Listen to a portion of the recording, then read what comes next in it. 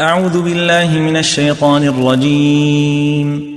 عفى الله عنك لم أذنت لهم حتى يتبين لك الذين صدقوا وتعلم الكاذبين.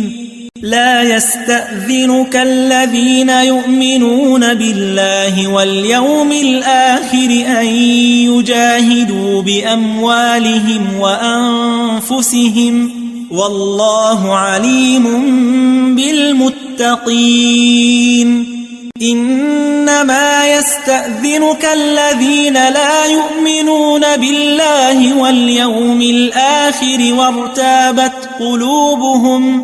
وارتابت قلوبهم فهم في ريبهم يترددون.